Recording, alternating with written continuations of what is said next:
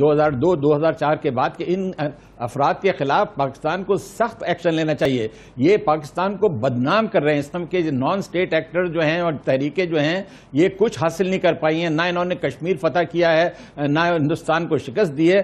صرف انہوں نے ہندوستان کو یہ جواز دے دیا ہے کہ پاکستان میں اس قسم کے دہشت گرد ہیں جو غالباً پاکستانی حکومت کی ایما پہ کام کر رہے ہیں. یہ پروپیگنڈا نے ہمارے ملک کے امیج کو بہت شدید نقصان پہنچایا ہے. تو اس لیے آج کی کارروائی جو ہے اس پروسیس کو ریورس کر رہی ہے. جیش محمد کے سربراہ مسعود اظہر کو عالمی دہشت گرد قرار دیے جانے کے حوالے سے اس اقدام کا اگر ہم دیکھیں کہ انیشیٹو جو ہے وہ امریکہ کی طرف سے, یو کے کی طرف سے اور فرانس کی طرف سے لیا گیا. اب اس کی کچھ تفصیلات آپ کے سامنے رکھتے ہیں کہ جو سیکیورٹی کاؤنسل کے انڈر کمیٹی 1267 ہے وہاں پر یہ کیس گیا تھا. اس کو القاعدہ سینکشنز کمیٹی کہا جاتا تھا. اس کے بعد طالبان سینکشنز کمیٹی, ISS کے لوگوں کا بھی اب انفیکٹ شمار اسی میں ہوتا ہے اگر ان کو ٹیررسٹ آپ نے لسٹ کرنا ہو. سو یہاں پر معاملہ کیا تھا کہ یہ کوشش جو ہے وہ پہلے بھی کئی بار کی جاتی رہی.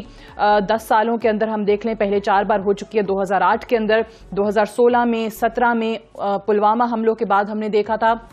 اور اب یہاں پر مسعود اظہر کو عالمی دہشت گرد ڈکلیئر تو کر دیا گیا, جس پہ بھارت کے اندر بہت زیادہ خوشی کے شادیانے بھی بجائے جا رہے ہیں اور یہ بھی کہا جا رہا ہے کہ یہ بھارت کی بہت بڑی فتح ہو گئی ہے کہ جو چائنا کی طرف سے ایک ٹیکنیکل ہولڈ پہلے ماضی میں برقرار رکھا گیا. ہر بار جب ایسی کوشش ہوئی مسعود اظہر کو ٹیررسٹ ڈکلیئر کرنے کی, اس کو اب چائنا نے اٹھا لیا ہے, یہ ختم کر دیا ہے. وہ تعطل جو ہے وہ نہیں رہا ہے.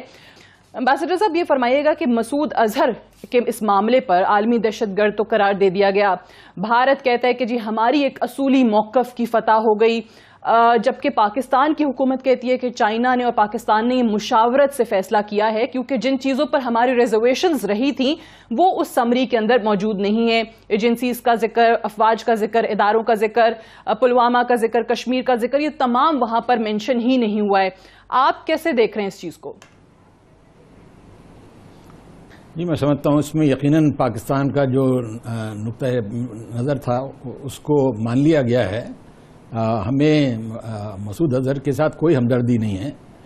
وہ ایک نان اسٹیٹ ایکٹر ہیں اور یہی عام طور پہ تصور ہے کہ وہ اس قسم کی دہشت گردی کے واقعات میں ملوث رہے ہیں. ہمارا اعتراض اس بات پہ تھا کہ ان کی جو کارروائی ہے ایک نان اسٹیٹ ایکٹر کی ہے, اس کو پاکستان کے اداروں سے یا پاکستان کی حکومت سے لنک کرنا جو ہے ایک ناانصافی ہے اور ہم اس کو قبول نہیں کر سکتے تھے. اور نہ ہی وہ کشمیر کے سلسلے میں ان کے خلاف ایسی شہادت تھی کہ اس کو کشمیر کاز سے لنک کیا جائے.